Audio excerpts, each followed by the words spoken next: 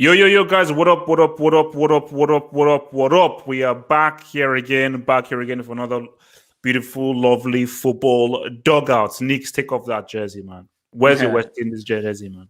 You want to take it off? So that be is the new dugout now or something? All right, so okay, look, man. As we say, how have you guys been, man? How was your weekend, man? How was your non-footballing weekend? Take football out of it. It was good, relaxed, hanging out with Terry yesterday. Yeah. He was very happy. Very happy. Got to see his lovely new home. He's asking after you, Hope. Yeah, no. I know. I mean, we will. He wants to hook up with you, Yeah, no. Well, because it's just that we keep, because every time he wants me, I'm in the office, but we are trying to finally link up and everything. So we'll hopefully do something soon, man. Because it's been too long. It's been too long, man. But yeah, no, look, man. Sarah, look, crazy guy, man, crazy dude, crazy dude. But he's doing well. Guys, look, man. It's been quite an eventful week, and it's been an eventful weekend. Sorry, before we go on, can I just say shout out to all my brothers locked up, Ronaldinho and them, man. Free every man inside. Yeah. Lock up Ronaldinho. Throw the man there, minute. Did I know who Ronaldinho is? Yeah, but you know what? Why try and make it fake? Why? You're Ronaldinho. Did you really think that people were going to be like, oh yeah, Ronaldinho. Oh yeah, he's Paraguayan and everything. Like, did you really think that people checked out your Paraguayan or not? Why are you trying to sneak into a country when you're one of the most famous ballers in the world? No, but what is that?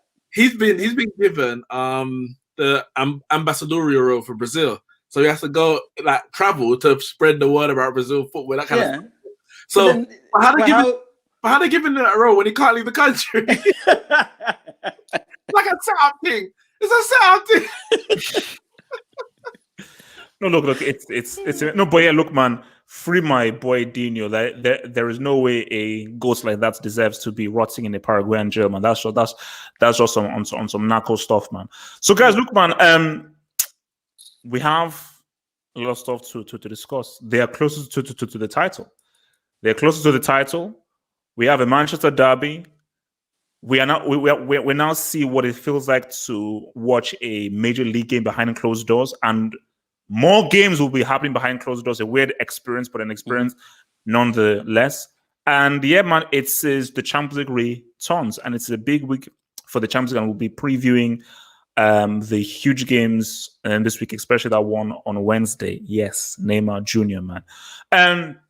So first things first, man, let's go to our first topic of thy day. The first topic of thy day is this, man. The Serie A title race, man. I think some weeks ago, I already came to the realization that now basically, once Inter were out of it, I was like, Juve. I already thought Juve were going to win, but once Inter were out of it, I said Juve are going to win, because I just don't feel that Lazio have the players, the squad, or the ability to really go all the way. So once it became a Lazio Juve thing, I was like, nah, this ain't going to happen. So the game was played behind closed doors. Very strange. But I think that, and I think maybe Devil will obviously want to come in on here. I think Ramsey is showing his worth. Ramsey showed his worth by scoring a very, very crucial goal. And I think it shows us the talent that he has of sniffing out goal-scoring positions and be very evasive. He's got basically he's similar to Thomas Muller in that sense. They're very aware of what's happening on the pitch, and absolutely, I think Dybala has scored 2 contenders of goal of the season. I believe goal of the season is his free kick that he scored in the Champions League. I think that is the best goal this season. But the goal that he scored was a thing of absolute incredible beauty. So, Devil, I'll come to you first with this. With Juve winning this right now, is the title now done, or do you feel that Lazio can push Juventus all the way? You would like to think that Lazio can hang in there, but we've seen this before, haven't we? I mean, we all lived in hope a few weeks ago when we spoke about this, and we said, you know what, Inter might be able to do it. Lazio are the dark horses, and we all laughed them off. And then they had that really good result against Inter, and we thought, maybe Lazio are real. But when it comes down to it, Juventus do enough. And that's what I fear that's what's going to happen again. Juventus are just going to do enough. Do what they have to do to win this title. I don't really want to see Lazio win it for reasons I've said before. Racist. Through and through, that club is built from racism. So I would prefer not to see Lazio win it. But Inter have disappointed me because they was in a really good position. I thought with Conte there, they would be able to go on and, have a strong end to the season. But having said that, with what's happening now with coronavirus, and apparently there's no games for the next month or so, Serie A, they're not going to play any games for a month because of coronavirus. No. It's all. Is that not what's happened? No. That's it? All games I thought they suspended it altogether. No, okay. So the sports minister, just before the Parma, is it? I'm going to say SPAL, but yeah, it's an abbreviation, isn't it? Because it was all just call it SPAL. Yeah. So just like literally a minute before that game, the players were coming out of the tunnel. The sports minister made a statement saying that they have to, basically suspend the Serie A until Corona's sorted, basically. Yeah. And they went back into the dressing room, and I think they kicked off basically 75 minutes late. Serie A decided, well, yeah, we hear what you're saying, sports minister, but we're going to go ahead anyway. Okay. And it's until April the 3rd, so there's a 30-day lockdown from the 3rd of March to the 3rd of April, where all games will be played behind closed doors. After that, we'll see. But I'm sure it's going to be okay. But my thing though is, I know the area of Lombardy is in total lockdown because that's where most of the deaths have happened. So if, let's say, I am playing Milan, no? in the Lombardy, that's the Milan region. So if I'm playing in the Lombardy region, so are we still, because the Giuseppe Conte, the prime minister, said that no, this is full on. Nobody's allowed to enter. No one is about to leave in these regions. I think it's like 16 provinces. No one's allowed to enter or leave till April 3rd. So if you're an away team, so obviously those matches will get called off if you're going into the Lombardy region. That's what I'm thinking. So look, I mean, actually, so where do you guys stand on that with regards to the Serie A? Do you think that based on what has happened, the Serie A should have suspended all the games, or do you think the behind closed doors things? I mean, we'll go with Nick's for this one. It's a tough one, isn't it? Because none of us are scientists or doctors here, innit? And none of us can predict the future as much as we might believe we can. We can't. So we don't know how bad it's going to get. The problem is, if you suspend the season, you're effectively cancelling the season, because what then happens to the start of next season? Do you just keep pushing back things forever and ever? Do you no longer have a summer break? What happens to the Euros? Maybe the Euro. There's so much things. One effect, a domino effect of the footballing calendar. What about European games when it comes to Italian football? Where do they play those? Do they play them at all? Are Italian clubs not allowed to play in Europe for the rest of the where does it end? So I think a postponement is the best or the least worst option at this stage, until it becomes completely untenable. Currently, as it stands, it's still possible. Inter Milan had a Europa League game, and someone travelled outside of Italy, can't remember who they played, into Italy, but they played behind closed doors. Yeah, so I think they should try as much as they can to make sure the games go ahead, even if the fans can't be untenable. But yeah, there's a lot of ramifications if you just suspend it. Devil, your thoughts on it? The thing is with this, at the end of the day, you understand if it was to be suspended because it's they're fearing people's health, and people's health comes first. At the end of the day, we always say it's just a game. At the end of the day, it's a game. If people are genuinely fearful for their health, then you can understand why the Italian government and governing bodies would take such a step. I don't know exactly what's happening with this coronavirus in Italy, so I can't really say whether it's the correct move to make. But the only thing I can say, if they feel and they fear that this is something that they cannot contain and they cannot control, then by all means suspend football. At the end of the day, it's a game. If people are dying at an alarming rate, then it makes sense. So we'll have to wait and see what they do. All right. Obviously, before we just go to our other little pre-topic here. In terms of the title race, oh, you can answer that question if you want. Okay, so Devo, do you want to answer? Because people keep answering this. Devo, do you want to give your take on this? I'm sure critic. Thank you again. Thank you for the super chats. And it says, "What's happened to Hope meets banter?" Well, Hope meets banter. I guess Hope was at one station, banter was at another train station, and the train just got cancelled. That's what happened. So they didn't meet in the end. Look, that's the best way to describe it. Yeah, good things come to an end. You know what I mean? It doesn't always happen that way. So look, man, it's life, man. That's life, man. We just have to keep pushing.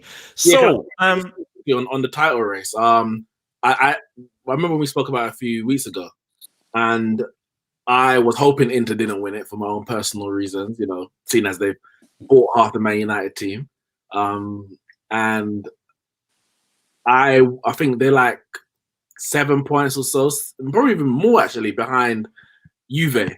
And obviously Lazio's 1 point behind Juve. For me, it's a 2-horse race right now. Inter's not winning it.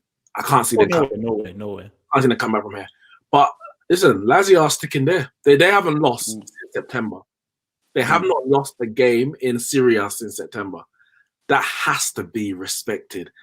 I think, yes, Juve should have enough.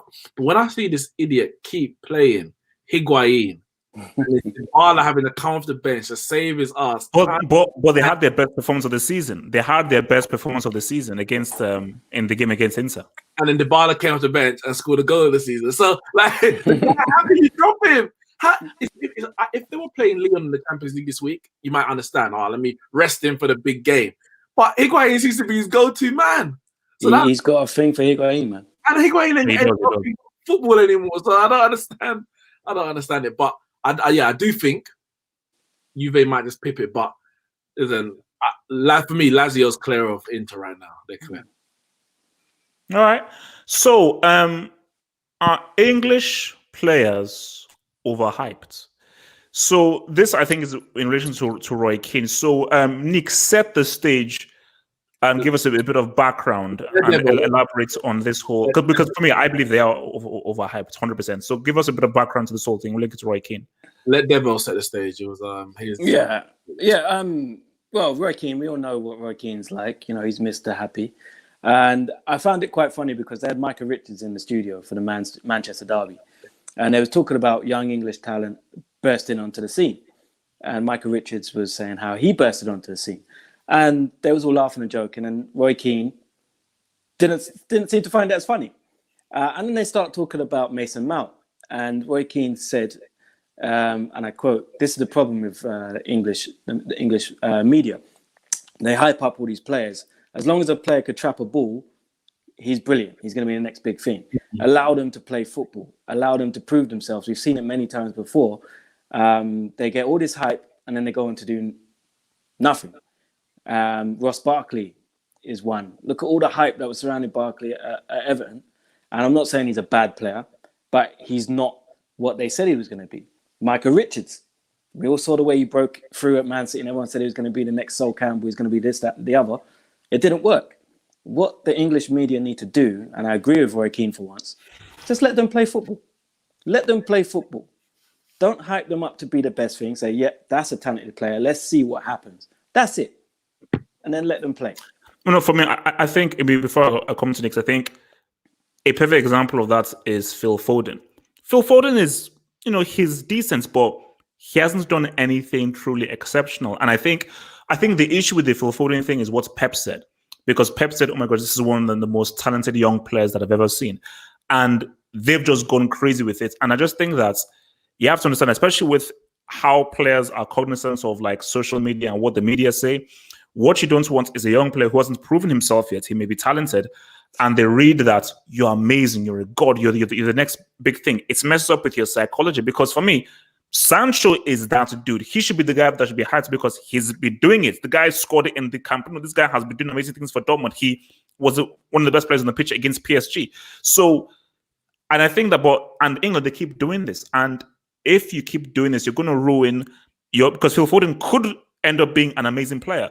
But if you're already saying he's amazing before he's actually done anything to prove he's amazing, it's just going to come back to bite me in the ass. So, Nick's thoughts on Well, my question is, it's one that I think it was the presenter who actually posed to Roy Keane when he said it. He goes, "Well, does this not happen in other countries? Because you know how many times we're sitting over here in this, in Europe and England, and we'll hear, oh, this guy is, the new Messi, or he's the new Ronaldo, or the new Aguero."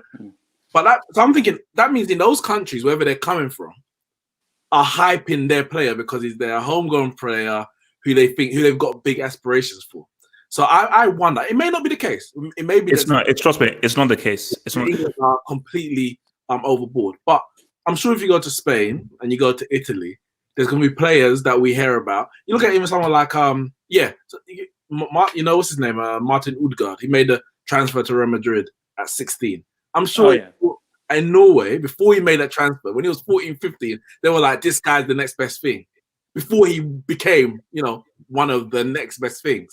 So I'm not 100% sure it is it's an anomaly when it comes to England. But I do know that England do it. They can't get away from that. The question is, for me, are they the only ones who do it? Because I've seen it, even some of players who have gone on to be great, the likes of Wayne Rooney, for example. But for me, I knew he was going to say that. I knew he was going to say that. Wayne Rooney is one of the greatest players in his generation. Fact. It's just a fact. But people, he was definitely overhyped because they were putting him next to certain people like Ronaldo and Messi when he was never there. And you could see, if you are unbiased football fan, that he was never going to be there, but he was still great within his right. So they'll take a good player and say he's great, or take the great player and say he's the greatest. So there's definitely an element of overhyping. But the question is, does it come with the territory of being the country, or England just different? All right.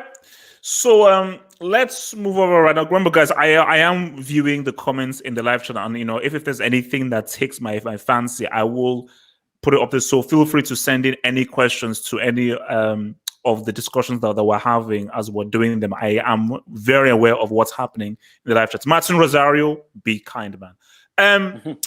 Top 4 race, the race for top 4. This has been quite fascinating. I believe that, are Leicester City being pulled into this, or do you think that they've got third on lock? Because maybe somehow Leicester City could be pulled, because I think there's still enough games with Leicester City. Lost here, draw here, lost here, and a few wins, it could happen. Just that there is so much inconsistency with these teams going for top 4 that you think that Leicester City, even if they lose those games, they'll still hold on to third. But yeah, look, everybody is going for it. And let's see, it's weird, but I believe that let's just focus on this being 4, because I think that City's sentence will be suspended. So I think, from what we know, they will play the Champions League next season, and they're not going to be sanctioned for the next season. So it's not going to be a top 5, it's going to be a top 4. We have to talk about Sheffield United, because I looked at the table before. I'm like, what? Bloody. These guys have literally like sand dust, like flipping like grains. And these guys are literally fighting for 4th, which is insane. So basically, Chris Wilder has done a crazy job. So Chelsea v Everton, man. I didn't see this coming. I'll hold my hands up. I did not see this coming, because, and the weird thing though is that I thought this would probably be a draw.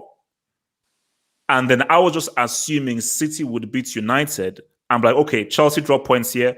All right, at least it will not be bad because you just assume. So good thing that Chelsea got that win. But yeah, I didn't see this coming. And again, I'll come to you first, Devil, with this. See, my thing about this is that, it's like, all right, so is this now the team that will work? Because for Lampard, it's like, oh, that team that's beat Tottenham, great. I'm going to reward you. They get lubricated by Bayern. Okay, wow, okay, look, this team works. I'll reward you. Boom. But what I will say, though, maybe Devil, you can speak on this, man. Scotland. This was a Scottish day, man. This was a Scottish weekend, man. Because Scottish. About the other Scottish person, Yeah. But Gilmore, man, 18 years old. Yeah. Where's he from? Hava? What? Where's he from? Where's Gilmore from? Scotland. Oh, he from Scotland. He's Scottish. So listen, man. Shout out to my Scottish people out there. I'll go from Scotland. 18 years of age. I'm not thinking about this is what I always say: meritocracy. Life should always be a meritocracy, because I think that experience can be overused. If you're good, you're good. Like, let's go all the way back to Rijkaard and Barcelona. What's it called? Henry. So all the senior players said to Rijkaard, no, get Messi in here right now. And yeah, the guy was 18 or something, but guys were saying, no, he's good enough to play. This guy is too good. Forget about his age. We want him to play. So it was the players telling Rijkaard that, no, Messi is ready now to play for the senior team.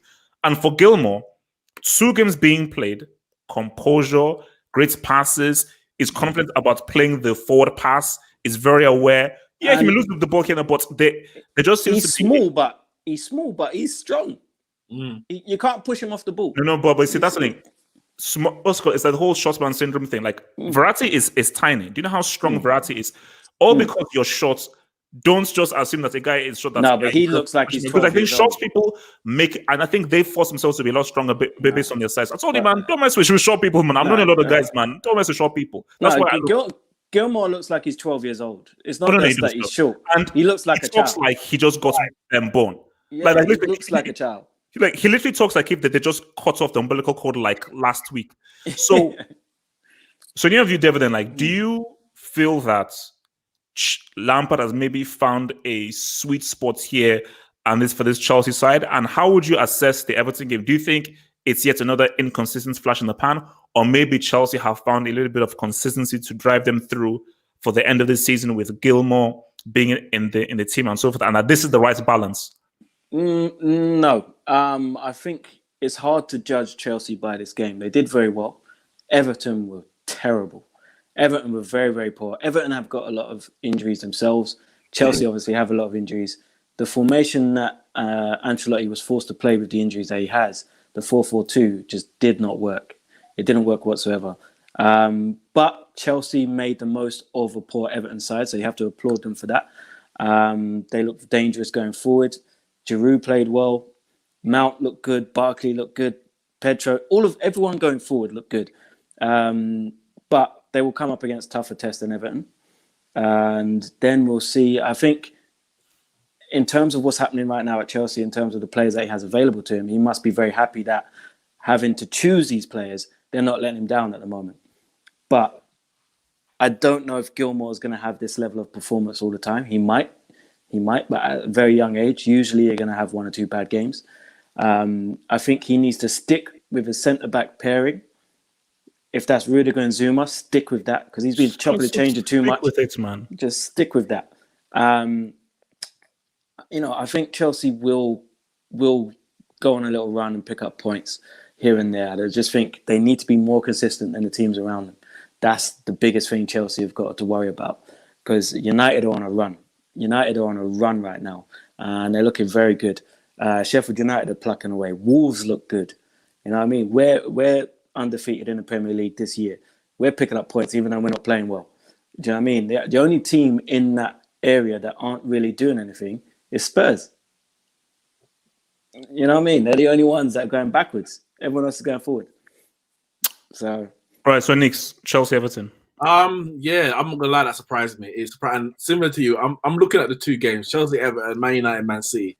And I'm kind of like, I'm obviously, whether or not we were playing Man City, I would hope Chelsea drop points, lose, or whatever. But specifically, because we were playing Man City, I was like, Chelsea have to drop points, because I couldn't see us beating City. Like, I was thinking at best we're going to get a draw. Not because City are this all-conquering, because they haven't been like this season. We've beaten them twice in the 3 games prior to that game. But both of those games were at Old Trafford. Sorry, were at the Etihad. We haven't beaten them at Old Trafford since Pep's been there. So, and the way the derbies have gone, the away side always seems to be winning. So I wasn't expecting. Everyone was saying, yeah, we ain't going to beat City. And when Chelsea won, and they won 4-0, I was thinking, God damn, we're going to be 6 points behind. The top 4 was gone. So yeah, Chelsea impressed me. Whether this is Lampard's team, his go-to team, I'm unsure. Pedro, I can't see him starting week in, week out. I don't think he should start week in, week out. Jorginho was suspended. I'm sure he's going to come back, and probably for Gilmour. But he has done well. You have to respect any 18-year-old coming into 2 big games, one against Liverpool, one against Everton. and being so composed as he was. But the reason why I can't say, yeah, this is what Lampard's going to do, or Chelsea might have turned the corner. I don't know what team he's going to put out next. Against Spurs, he played 3 at the back, and they won that game 2-1. Against Bournemouth, he played 3 at the back, and they drew that game 2-2. Then he goes to the back 4. Who is his 2 best centre-backs? Who is his 3 best centre-backs? You know, I don't know what Lampard's going to do. I'm not 100% sure Lampard knows what he's going to do, and therefore the players know what he's going to do from week to week. And their run of form hasn't been great for me to say, all right, I think they can go on a run. The games coming up, I would say one is tough in the Premier League away at West Ham because it's a derby and West Ham need the points. Other than that, until West Ham are wet doo-doo. They are, but it's a derby, and I think you can't just guarantee a win. Not that you can guarantee a win most of the challenging sides this year, but Chelsea come to the last 2 games of the season against Chelsea and Wolves. In between that, if I'm a Chelsea fan, I'm saying we should be winning that. We should be winning that. We should be winning that.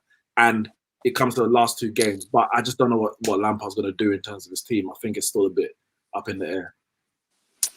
Actually, let me just take this super chat real quick. Will Chelsea be sacrificed against Bayern again? Martin Rosario, it's 2020. Can you be a lot more positive and progressive? Stop being a hater and let me use juju or whatever witchcraft I need to try and come through that Allianz game. Now, Nix Kwamina, Mr. the West Indian.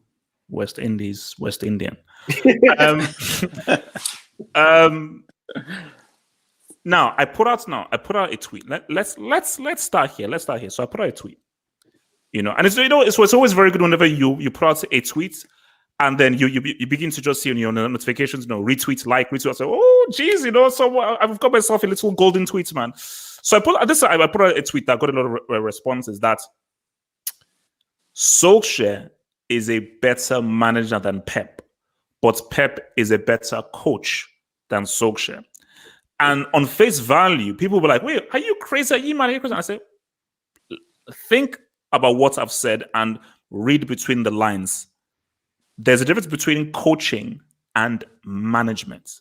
For me, in my view, management is managing situations. Okay, I've got a suspension. I've got an injury. Okay, 3-5-2. Okay, 4-3-3. All right. Okay, can you play left back here? Okay, can you come in here? All right. Okay, so I don't have our best player here. All right, let's just try and manage away and just in order to get a result. That's for me is the crux. There are other things, but that is the crux of management. Can you manage different scenarios, different things to plan B, plan C, plan D just to get results? But then coaching is what Pep did with Sterling. I'm going to take you and say, this is what you do badly. This is what you do well. You're going to come to the training ground, and I'm going to give you a few pointers as to how to make you a better, much more technical, intelligent player. That for me is coaching. That's why I think Wenger was a superb, amazing coach. And I think as well, Pep is a brilliant, amazing coach because he learns from the best, Cruyff. And I just think this just proved it to me because, let's be real, Pep has never suffered. Pep has never had to deal with major injuries. And the big injury he had with Laporte, I think, is the crux of why they've lost 7 times this season. Let's keep it real. So let's start with that statement there. I think so. They've lost. So Ole has beaten him. So they've played 4 times. Pep has won once and Ole has won 3 times. So is that statement wrong, right, mixed? How do we say that statement based on what I believe in the 2 games? Because again, I didn't see the Carabao Cup game. In these 2 league games, I think that Ole Solskjaer tactically destroyed Pep. Because for me, it wasn't a great individual performance by a United player or a player just completely did something crazy. It was like, no, this was just a strategic shutdown of City and strategic exploitation of their weaknesses, which I've got to put to the manager. So how do you view that statement there, Mr. Nix? I'm not going to come out and agree and say that Solskjaer is a better manager. I think there's more elements to it, even just than the tactical side. When you speak to world-class players prior to Pep actually managing them, such as at Bayern Munich, the likes of Philipp Lahm, and you hear about those players and how they relate to Pep, there's that element of management that maybe Solskjaer can gain in the next 10 years or so. I don't know, But Pep has done that. Pep has proven that he can manage players, which is a part of management. As much as he has his philosophy, which he sticks to heartedly, there must come to an element in games where you have to then manage the situation. And I've seen him do that at times when necessary. It doesn't happen often. Now, the reason why it doesn't happen often is because he usually has the best team. Pep hasn't won without the best team. So you don't have to manage a situation because there very, very rarely is a situation. You are just a better team. This is my philosophy. Go out and win the games. And because this season, as you mentioned, Laporte's been out. Sane's been out for the whole season. He hasn't been able to replace either of them. He goes into some games where his team ain't far and away the better team that you can just go out and tell the 11 players to play my way. There has to come an element of tactics or a different tactic. Now, in the League Cup first leg, I saw he changed. He thought about how we defeated them at the Etihad, and he changed it up and went with a false nine and, pulled our centre-backs out of position, got in between the lines, between the defence and the midfield. But in both of the league games and even in the second leg of the Carabao Cup, he's gone out there in an arrogant, I have the better team and we're going to play my way and we are going to win. And all the 3 out of 4 times Solskjaer said, well, no, tactics trumps that. And I've got good players as well. So if my players can adhere to the tactics that I want, because I know what you're going to do. You're predictable. We know what you're going to do. So this is how we're going to counter it. Because Pep is so predictable in his game plan, you can set up all week, all year, knowing how you're going to play against Man City. Whereas it's very rare that Pep does the other way around. And I think we've got the quality of player to execute, even without Rashford. We've got the quality of player to execute that game plan perfectly. And Pep might just have to go back to the drawing board for some games and say, I need to do something different because this pass in front of the 18-yard box ain't going to work against everyone all the time. Of course, we know everyone's not going to win every game, but I just feel he's very arrogant and steadfast in his own philosophy that he's very unwilling to change it. And he's come a couple against Solskjaer this season. All right, before I come to Devil, let me just take this quick super chat here. Says Gatlock, why does HH look like a male nun? One sip of Hennessy. Gatlock, be respectful. This is a snood or whatever it's called, and my head is feeling a bit cold. So that's why I'm worried. So Devil, you're a smart tactical mind. What do you think? Obviously, Nick's pretty much laid that whole thing down of like Ole knows what Pep is going to do, and he's simply going to execute a plan to do it. So from that game, what do you think Solskjaer did in this game that was the foundation for victory? You know what I found quite interesting?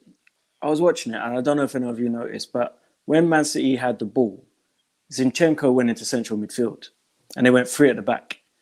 And for the first 15, 16 minutes, it's like Man United were like, okay, we're just going to see what you're doing.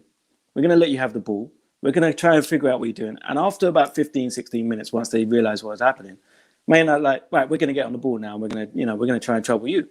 And I think Solskjaer gave him that time. He probably said to them at the beginning, don't rush it. Take your time. Let's see what they're going to do, because Pep's always going to try something new, like he did at the Bernabeu, where he tried something different. It's like, let's see what he's doing. After about 15, 16 minutes, and, they kept trying to go down the left, AWB gave them nothing.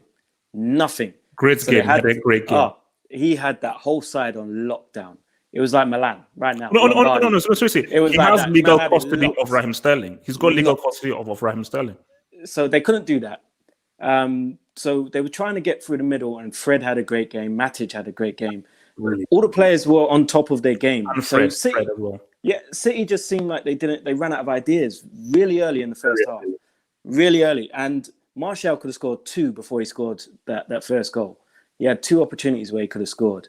One, he should have probably laid it off. He took the shot. Yeah. So I think Solskjaer got it right. And we have to say this about Solskjaer. In the big games, generally he gets it right. And I think what I like about Solskjaer, and I've detracted about him before, but I have to say that, you know what, he's proving me wrong at the moment. You could see the system that he wanted to play before. He just didn't have the players for it. Because he tried to play this system before, but Pereira was at 10. Pereira's no Bruno Fernandes. Do you know what I mean? Rashford was performing well. Martial got injured. Martial was performing well. Rashford got injured. And they just kept going. So now he's got players in place who could play the system he wants to play. Luke Shaw's been a revelation at left centre-back as well. So he's managed to say, you know what, Luke Shaw, I need you in here because I need to balance out this defence. And what's that? 8 clean sheets in 10 games? 10 games. Brilliant. People need to stop sleeping on Solskjaer and Man United because Gollum. He's coming for this top 4. They're performing at a scary rate. I'm so happy you can see it because, listen, I always said, and I'll give a manager to... I said last week when we talked about Lampard, I said you have to give them time. You have to give them time. They might not be the right guy, but you're not going to know unless you give them time. And I've always said, give Solskjaer to the end of the season. I'm not sure he's the right man to get us where we need to go, but let me judge at the end of the season because nothing is decided in January.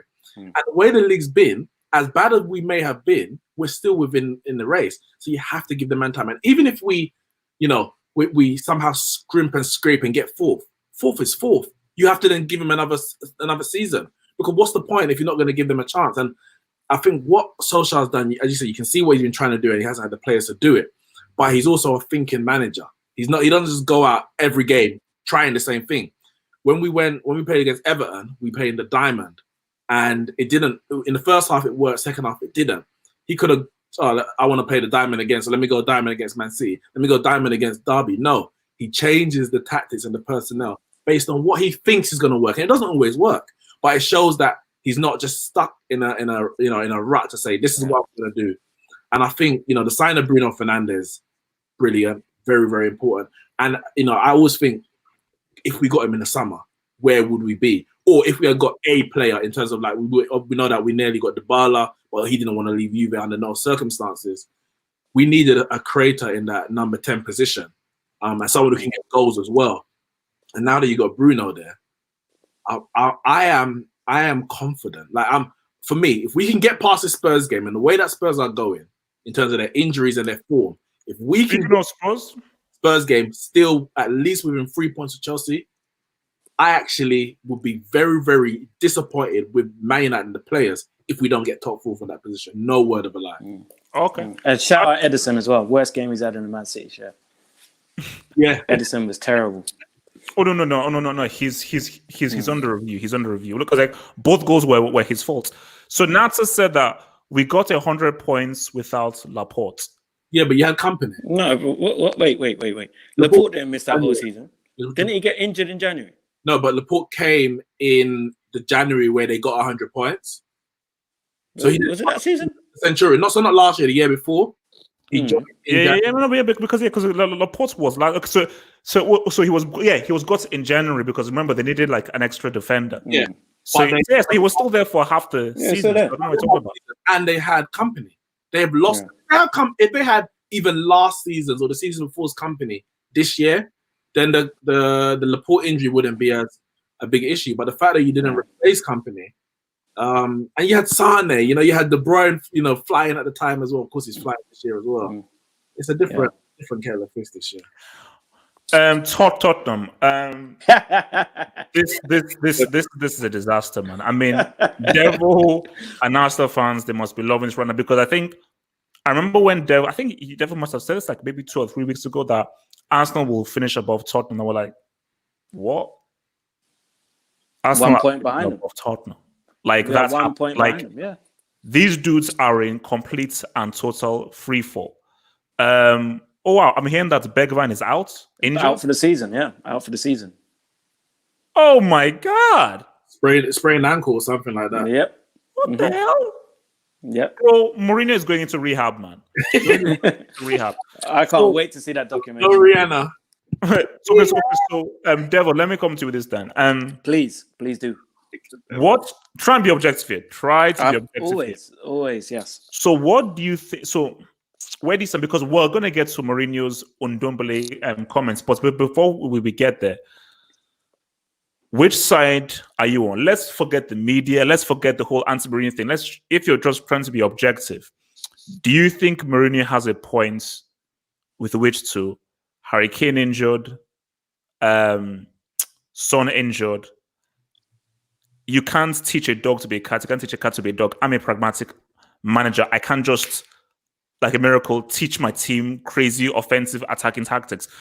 So do you say that Mourinho was just in a very tough situation as a defensive manager, losing both his attacking players in a precarious situation? Or are you on the defense of you're a manager? Manage the situation, you still have quality players, you still have a squad, and you should be inventive, creative enough, and you should use your experience to still be able to get results against a Norwich and so forth. And at least, even if you were to lose, still play a higher brand of attacking football, even with the injuries? Or are those injuries far too much for his team to be able to play expansive football and get results? I'm not going to lie. They have had a lot of bad injuries. They're in the middle of an injury crisis. That's not easy for any manager. But having said that, we just spoke about Frank Lampard. Chelsea have had really bad injuries this season. Chelsea are fourth. He's been getting results. And he is a novice. It's his second season in management. They've had terrible injuries. They haven't been able to sign anyone. They haven't signed anyone. So, but what Lampard's managed to do is say, I'm going to have to put some young players in. I'm going to have to play them and have faith in them. I think Spurs have put Tanganga in and Ollie Skip, the only two youngsters that he's put in. Yeah, and Skip, barely. Yeah, barely. And I think you can't just say injuries. Every manager has to go through a period in management where they get a lot of injuries. Most of them, 95% will have to, do with an injury crisis at some point. I don't think it's just the fact that Kane and Son have been missing. The football there hasn't been great. Lo Celso's looked decent. As I'd say better than decent. He's looked good. But still, you can tell that the football and the way that they're being set up to play football, it's not good enough. It's not good enough. If you know that you can't play expansive, pretty football, play direct. Play physical. Try and get a victory that way. And we've seen Mourinho can do that in the past. But as I've said, and I'm going to keep maintaining, he's not cut out for the top level anymore. That's it. That's the end of it. He's not cut out for elite football anymore. So, Nix, where do you stand on this? Last week, I was very unforgiving. I said, this is the game and this is what it is, isn't it? And I was thinking about it. Like, when you hear this Bergwijn injury as well, it's rough. It's actually peak. Like, you got no Bergwijn, no Son, and no Kane. So, basically, for the rest of the season, it's Moura, Lamela, and he's going to have to bring in Parrott. But he's going to have to, or to be fair, on the weekend, he put Dele Alli as a false nine or as a number 9 or whatever it was. I don't know. But he was through the middle. He's going to have to find a way to get through it. But it's definitely tough. And there was a stat that came out today, actually, and it was showing the points accumulated since Solskjaer came in. So December 18, sorry. And Liverpool were on 134, Man City on 111, Man United 85, Chelsea 83, Leicester 80, and Arsenal 76. And that was the top 6. There's actually not they didn't go lower than the top 6. I think Tottenham was 7th, I think. Maybe. Yeah. Spurs have accumulated the 7th most points in the year and nearly a year and a half. This problem runs deeper than Mourinho. Spurs they scraped over the line of top 4 last season, whilst VAR in their way through to the Champions League final. They have been on a downward spiral for over a year now, and results at key moments masked it last season, and it's not being masked this year. Pochettino's been sacked, which most Spurs fans didn't want, but they understood, and now Mourinho's struggling. He's actually, before the game on the weekend, he had accumulated the second most points. I think it was third most behind Man City and Liverpool since he came. But with all these injuries, I can't see that stat getting any better between now and the end of the season. Spurs need a clear out. They need it. Eriksen's gone. They haven't replaced him. Well, Lo Celso is the replacement. Oh yeah, true.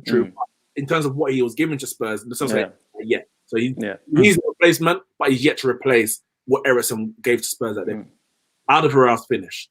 Vertonghen's finished. I'm talking about in terms of at their peak. They may still have something to offer, but nowhere near what they had. Danny Rose is gone. Obviously, peak Spurs, they had Kyle Walker and Danny Rose is the fullback. Spurs need a refresh. Their midfield, Dembele still hasn't been replaced. Ndombele is supposed to be that guy. We're going to get onto him, but Dembele has not been replaced. Wanyama's gone. Dyer, Winks, and Skip are not as good as Wanyama and Dembele. You know what I mean? How do you let Wanyama go, man? How do you let Wanyama go? I'm not letting Wanyama go in, but because he's not the same player he was. But a lot of these guys was that player. What are you doing to replace them? Dyer, him. Perhaps we've all been looking at this wrong. Perhaps the last 5 years has been Tottenham, out of their norm. I mean, out of the box. Maybe this is the real Tottenham that we're seeing now. This is the Tottenham that we all grew up loving. This is the Tottenham that I've known for a long, long time. Maybe they're just reverting back to type. Well, if Levy doesn't want him to revert back to type, he needs to put some money into that club because let them crash and burn. Well, listen, I understand why you say that, but as you know, objectively, I don't have an issue with Spurs. Everyone does. They need 2 centre backs minimum. They need. I know they got Sessegnon. Is he a left back? Is he a left wing? I don't know. They're talking about this backup striker for Kane for years, and it's only now that they've decided, you know what? Let's get another forward in there. Bergwijn. He's not even a striker, not a proper one. Like, get a proper backup striker. Get proper quality squad depth. And Spurs, we talked about Spurs squad depth for years. Good first 11, no squad depth. Now they barely got a good first 11. It's deep. All right, let me just hit this super chat real quick. So from Natsa, who says that, this is obviously back to the whole Man City thing with 100 points, said that that Laporte only started 7 games and Company was injured. Again, I can't really remember that season though. So was Company injured? Sorry, I just saw. I'm not 100% so sorry. Ramon just posted into the live chats breaking news. What's that?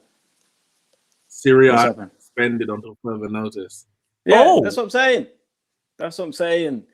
They need to do the same thing here so we could just scrap this Premier League season. So the entire Syria has just been postponed. Yeah, that's what I'm saying. I saw something about that. That was a possibility. That's mad. Oh wow. Damn. Yeah. Serious. Well, damn. I mean, so do you think that is? I hope you're giving us proper news here, because some people in the live chat are questioning your source, man. Don't do me like this, Ramon. Man. So the suspension is not conclusive. The Telegram has to agree on the decision. Ramon, did you get this from a dude on the road? Where is your source from? Is your source a dude on the road, or is it a real source, man? I don't know if it's HP or if it's daddy's or what.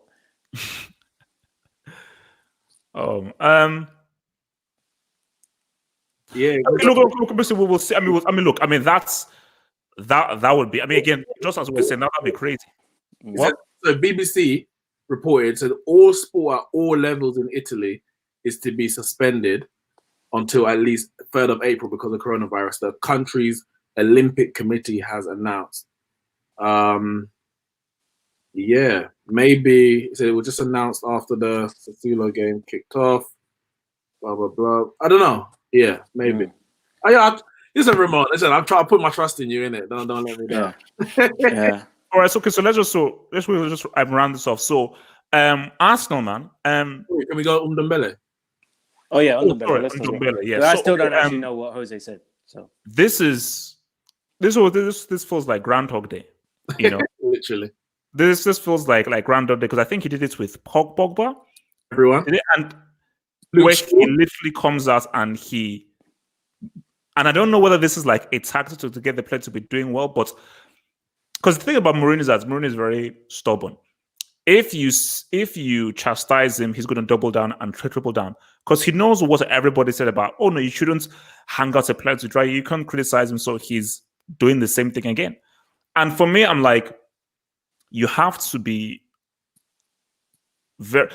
I use the example of Football Manager because in a Football Manager, you have a thing where like you can critique a player publicly or privately, and obviously depending on the player's personality, it will have the same desired effect. So if it's a very confident player, criticize them in public and they will respond in kind. Someone like a Cristiano or even like a Neymar, if you abuse them in public, they would actually probably be a positive effect upon them based on their personalities.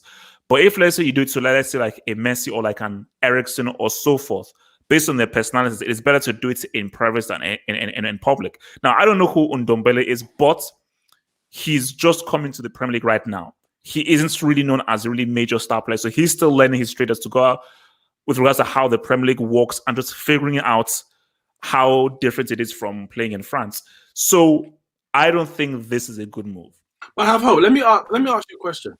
Has there been an instance in football? Now, there could be, but it's a genuine question, where this has actually worked, where a player has been individual, not a collection, my defense, my midfield, my attack. An individual has been hung out to dry in public, and it's actually turned around for the better. Because you mentioned Cristiano Ronaldo. Mourinho never did that to Ronaldo. You mentioned, I think there's a common other player you mentioned. He never done that. Okay, I'll give you a weird example. Now, this is an example, but it's in a weird way. So this was when France were qualifying for the '94 World Cup. And so this was like their last game. So I think all they needed to do was just hold on to the scoreline. And instead of Ginola trying to hold on to the ball, he tried to dribble. He lost the ball, and Bulgaria scored on the final counterattack. In the press conference, Gerard Houllier literally put the blame on Ginola. So that's what Ginola did was a crime. Now, Ginola never played for France again. but after that, Ginola... What? How long did Houllier manage France after that? I think he was done because they didn't qualify. Yeah, exactly.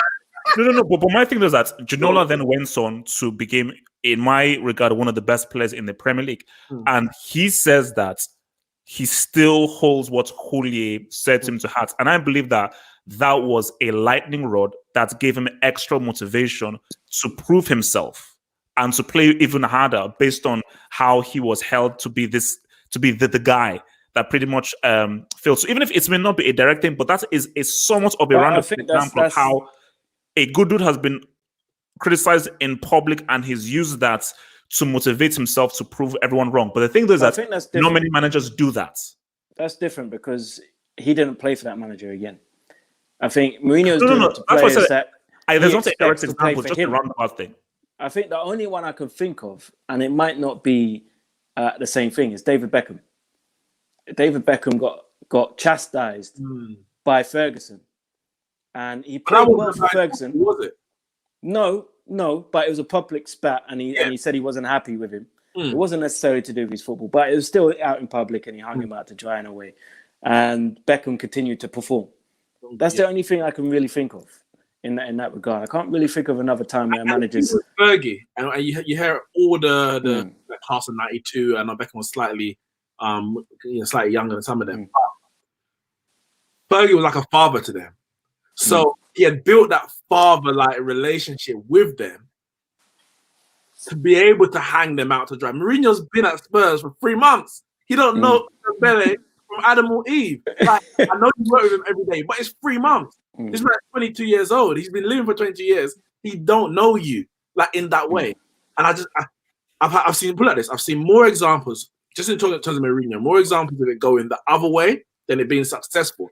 That he needs to say, is it? It might work, but is it the best course of action? It's high risk, very high risk. And what he said wasn't wrong. He's completely right. Fans have been saying it, or fans supposed to be saying, I've been saying it. Pundits have been saying it. That's fine. Ndombele don't answer to them, so to speak. Obviously, he represents the fans, but he don't answer to them. You are his manager, and now he has to come in thinking, "Damn, this guy just dashed me out to the wolves." Now, I hope that he's got the mentality to come back and improve as a player because we know the ability is there. But as Mourinho said, it isn't wrong. The guy has been poor, and he's been poor from a professional standpoint. I don't know what he does in training, etc. But I'm trying to say he's like overweight. He's fit. Yeah, he's fit. When it comes to a footballer, the bare minimum is for you to be fit. For the bare minimum for you to be able to last 90 minutes. Forget whether you can pass the ball or shoot or not. That comes with this ability. You should be able to last 90 minutes, and the guy's barely lasted 45. That's inexcusable. All right, so let me hit this, and I think Devin, this might be for you.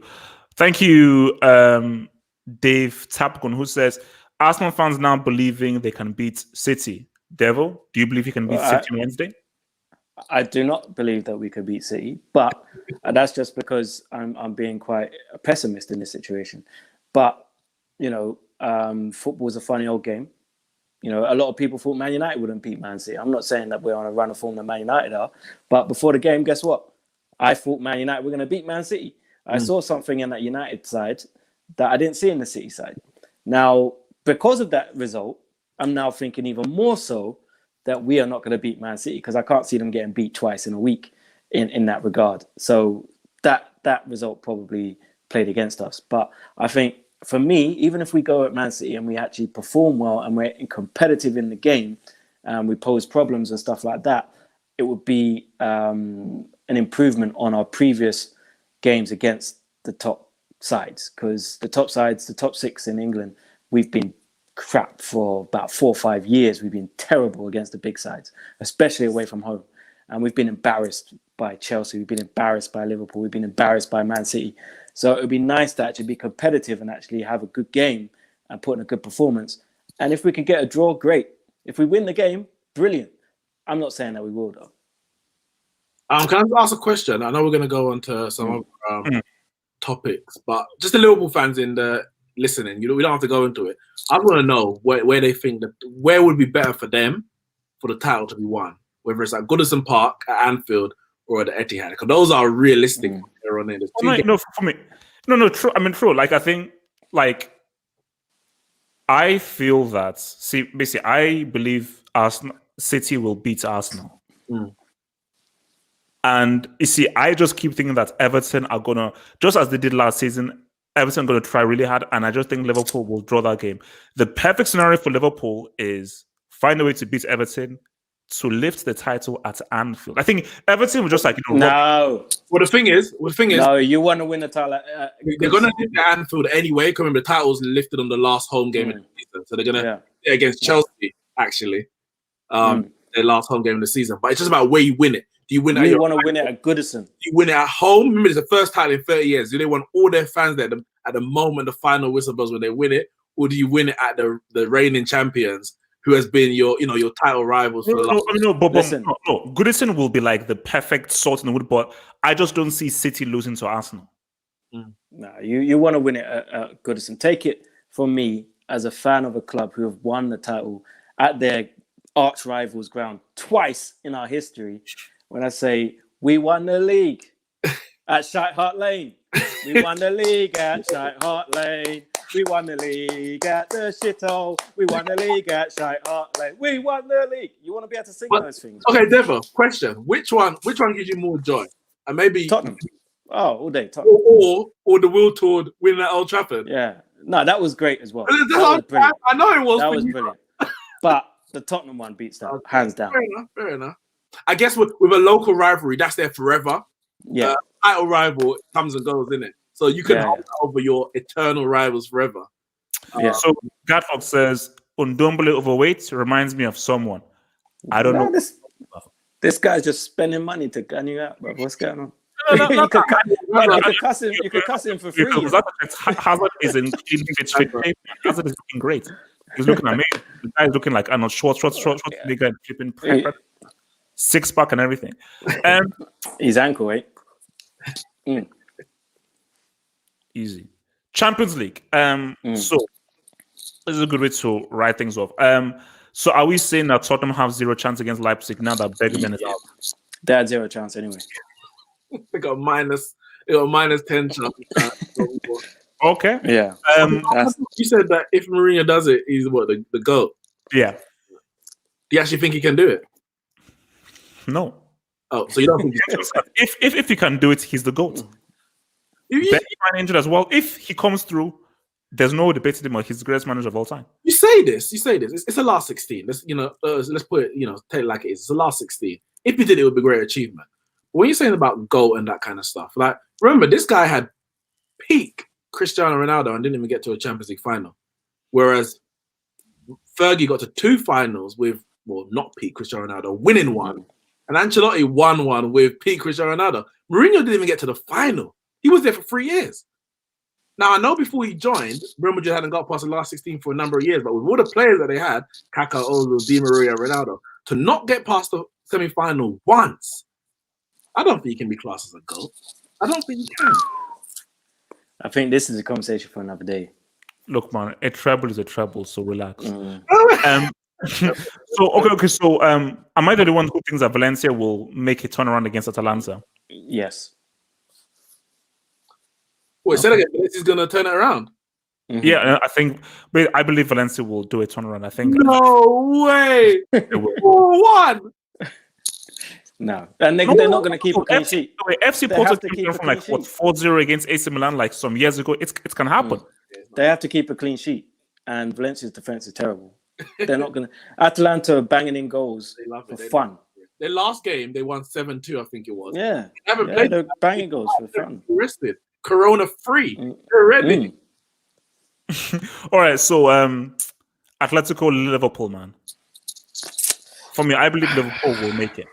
I think Liverpool are going to make it. I do think they're going to make it. I hope. I would love it. I would love it if they went out. But I do think that they're going to go through. I think Anfield will be a bit too much for Atletico Madrid. No Alisson. Is that going to be big?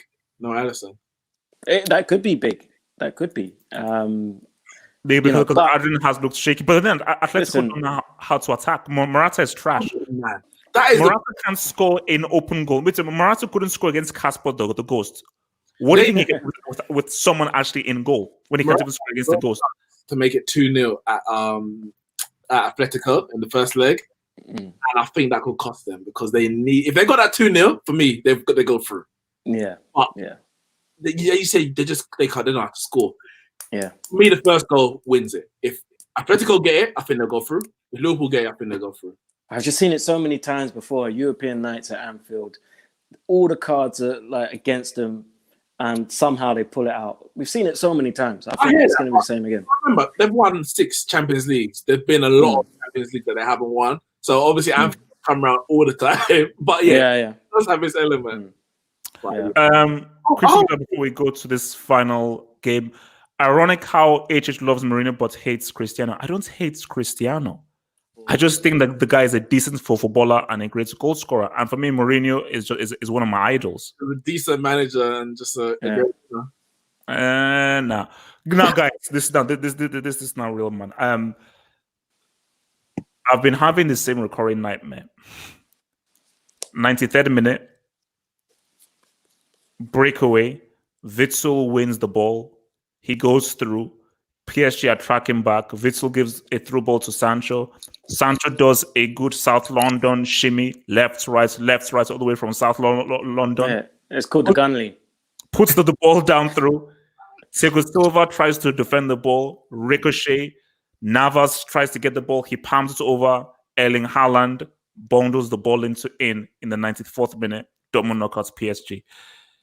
Can Dortmund actually yet again show PSG to be the biggest choke jobs of all time again? Or do you think PSG will do it? And also remember, this game is going to be played behind closed doors. Just like the first leg, I didn't really know what to say in terms of the first leg. I just thought it could go either way. It's going to be a good game of football. I think the second leg's exactly the same. I really don't know which way it's going to go. I would love for Dortmund to beat them. I'd love for Dortmund to go through. But I don't know. It's just who turns up better on the night. Dortmund can do it. There's no doubt. Their attack is so electric that they can do it. But I hope they don't. Now, I don't have anything against Dortmund, but listen, Neymar, man. You're a Neymar fanboy. Listen, you got to. Like, Tuchel got it wrong in the first leg. Didn't he drop Icardi, wasn't he, in the first leg? No. Yeah, he played Mbappe as a striker. No, Tuchel is he's a moron. He's a moron. You're free. You're free superstars. Like, Cavani's no longer the superstar. You got a new one in there. Icardi, Mbappe, Neymar. And just do your job. That's all I'm asking. Just do your job, man. Don't embarrass me. PSG, man. They go. So you're saying what, Dortmund or PSG? I'm gonna go PSG. Yeah, I'll go for them. But it's probably more I want them to than I think they will. They should. All right, All right, guys. Okay, so last 5 minutes, man. Send in your questions, guys. last 5 minutes before we get out of here. Send in those cues. And remember, if you want to follow Nix or Mr. Devil, description box below, and join our Patreon. All the links are in the description box below. Send in those questions. Let's check this out. If Neymar goes out, he might as well link up with D. Listen, those 5-a-side teams on D wing is gonna be sick. Neymar, Team Ronaldinho, come better than the All-Star game in the NBA. I still don't understand why man's in prison with a fake passport. It doesn't make no sense. It's like Dino, did you really think you could get away with it? Like, that's my main thing. So Dino, you really feel like I'm gonna go through customs and they'll think that you're maybe a lookalike. You're one of the most famous sports people on the planet. Surely they would have known Ronaldinho naturalized to become Paraguayan. Surely, because that would have been a big thing in Paraguay. Ronaldinho has now become a Paraguayan. So they were like, wait a minute, Ronaldinho, Paraguay. Do you have any papers proving this by any chance? That's just wild, man. This is just wild. Actually, I was going to say his brother, but his brother can't be there either. They both got their passports taken away. So, Lord's Culture School is a diehard Atleti fan. It says that what are Atletico's chances of going through? So, if you were to put a percentage, guys, the percentage of their chances of them going through? Well, about 55%. They've got one. I mean, they've got a 1-0 lead, so they're halfway there, isn't it? Are you saying they're favourites? So, well, they have to be the favourites. Would you put to be the favourite? You were no. I mean, I can't put them. I'd say 45%. I think Liverpool will go through, but when you're 1-0 up, and you haven't conceded an away goal, you go into the second leg. You've got to be the favourites. It's surely, because all you have to do is score a goal, and you're automatically in the driving seat. You score a goal at Anfield, Liverpool have to score 2.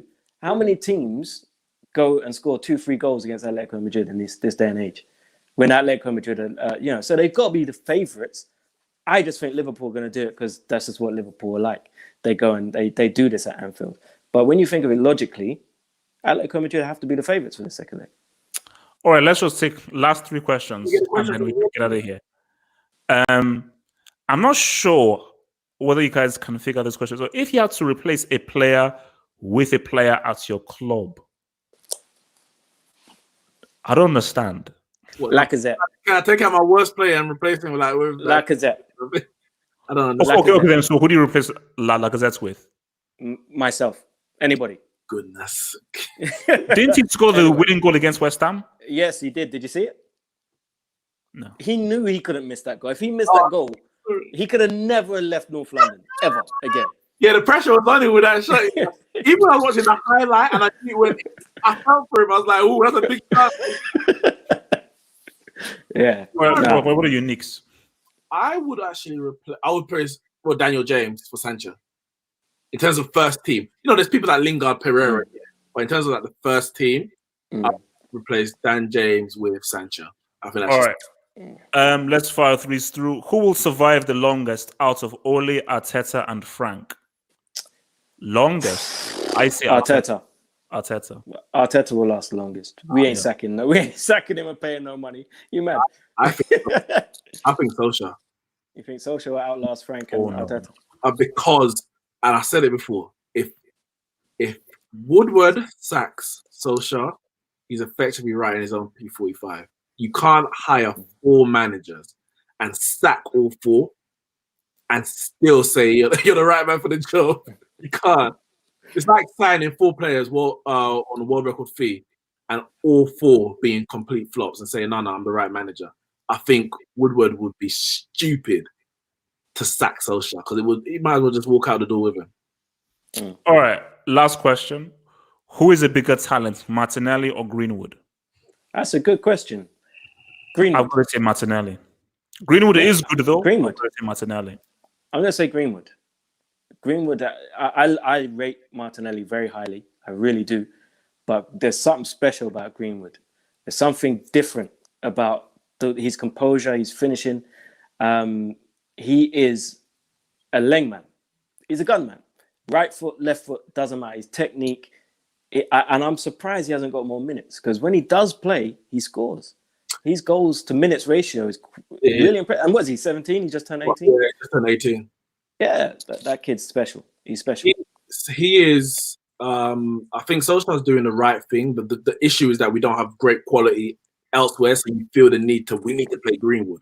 You shouldn't have to be relying on a 17-year-old to get aspirations for the season. It should be a, he didn't burst onto the scene like Wayne Rooney playing Premier League football at 16. I'm going to say Greenwood. I might be biased. My name Greenwood season on Twitter for a reason. Like, change the name, bro. Change the name. End of the season, man. If Corona cuts the season short, I'll change it in March. I mean, but yeah, I have to go Greenwood. But I think I've seen him start games for Man United, and you can see that he's very raw, very inexperienced. Doesn't know how to lead a line. Coming off the bench, he can make a very good impact at the moment. All right, guys, that has been a little bit of an extra football dugout. Remember, if you want to follow your boy Devil or your boy Nix, their Twitter handles are in the description box below. And also, we'll be posting some extra content on our Patreon. Click in the link below in the description box. Guys, peace out. Stay true. Any final words before we head out? We won the league in Shite Hart Lane. We won the league in Shite Hart Lane. We won the league at the shithole. We won the league at Shite Hart Lane. Manchester is and forever will be red. Guys, stay love. Peace out. And I'm out.